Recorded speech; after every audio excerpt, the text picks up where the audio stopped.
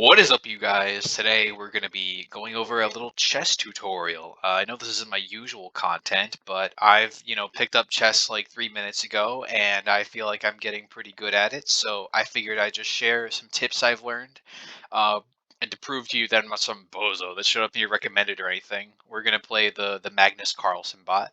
This is supposedly the best chess player in the world, but I prefer to disagree. So let's get started. Um, Now, three things that my chess teacher from the dark alley told me were in this order. The way you want to start every chess game. It's not a very creative game, You always start the same way. There's a meta to this game. It's 4,000 years old. Um, First thing you want to do, control the center squares, and the best way to do that is to move up the queen pawn first. Proven best move in chess, guaranteed. Move up the queen pawn, right? And in fact, I'm going to do that again for my next move. I'm going to move up the king pawn. What controlling the center squares does is you can see, I'm attacking all four of those pieces at the top center. He can't really move anything there. So that's going to allow me to basically push up my pieces behind and dominate the board, one square at a time, which is the whole point. You don't win a chess game slowly, it takes time. And what are those pieces that are going to be coming up behind? Well, eventually, my queen here is going to do that, and that'll be nice. But for now, after you get the pawns out, you'd like to move the knights and the bishops. What that achieves is, uh, well, I'm just going to interrupt the lesson for a second here. You'll see that Magnus made a pretty foolish move. He got too aggressive. He moved his knight up into fire like this, and now he moves away. Of course, we'll talk more about my issues with the AI later. I think the AI just plays foolishly, but anyway, as I was saying, um, you want to move the knights and the bishops out. They are, useful utility pieces. I like to call them. They're not very useful late in the game, so don't hold on to them.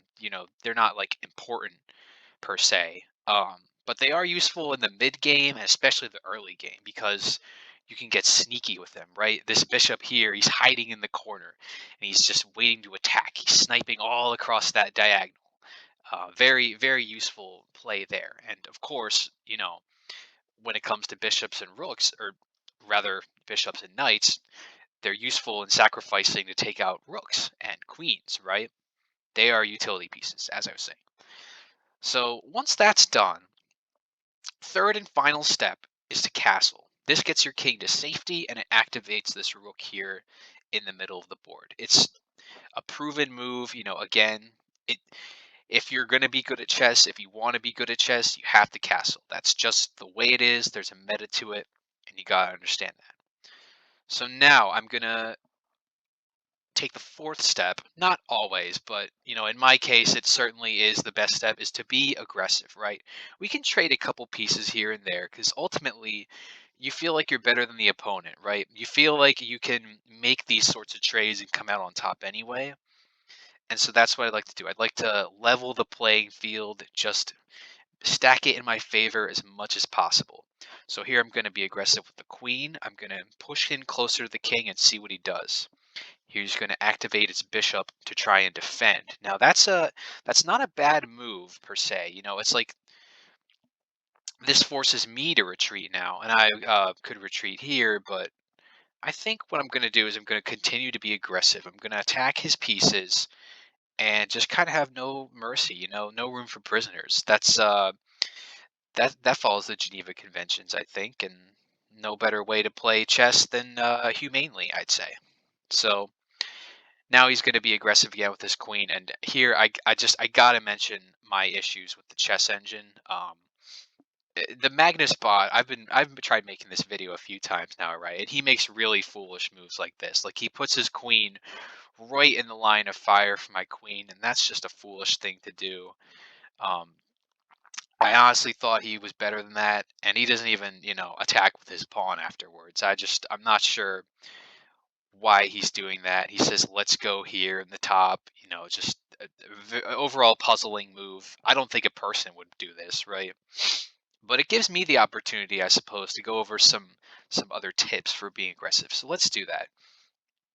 Now, there's two ways to attack pieces, right? two create clever ways to attack pieces. First is what's called the fork, right? That's when you basically are attacking two pieces at once. He can't, save both of them, so he's got to pick one. So what I'm gonna do here is right now actually I have these two pawns forked, but I'm not sure I like that value that much. So what I'm gonna do instead is I'm gonna go up here one, which is gonna fork the bishop and the knight. So let's do that here.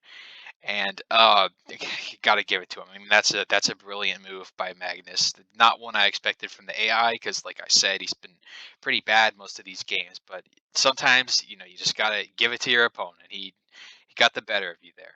Can't really say much about it. And here he's going to play defensively. He's going to move his knight out, probably a bit too late. I mean, I would have done that earlier, and I did do that earlier, as a matter of fact. But to each their own. That's how he plays the game. That's how he plays the game. Um, I'm gonna activate my queen in the back there as well, and I'm gonna take out his bishop now, and we are getting, as you can see, closer and closer to the finish line here. Um, Here's the second important move that I want to tell you about. This is the discovered check, right? So I'm gonna move this knight out, and that puts the king in check. He's going to be forced to move because this rook here is attacking him. But moreover, that means that I have basically a free play with this knight. I can do whatever I want. And I think I'm going to attack this rook here in the back. And that gives me, a free piece, basically. Uncontested, nothing you can do about it. Perfect. Um, Last thing I want to show you about is the pin. So that bishop there, you see that bishop, how he just could not move at all? That's because he was pinned, right? He was not allowed to move, and what am I saying? This is so fucking stupid. Anyway, we're gonna do this. We got more time than chess. We got more anyway. Blah blah blah. Just finish line. He's check there. Do that again. You do the thing. Queen's gambit, knight e1 c4. Check. No, I'm sorry. Just gonna do that, and we got more time to do the thing there.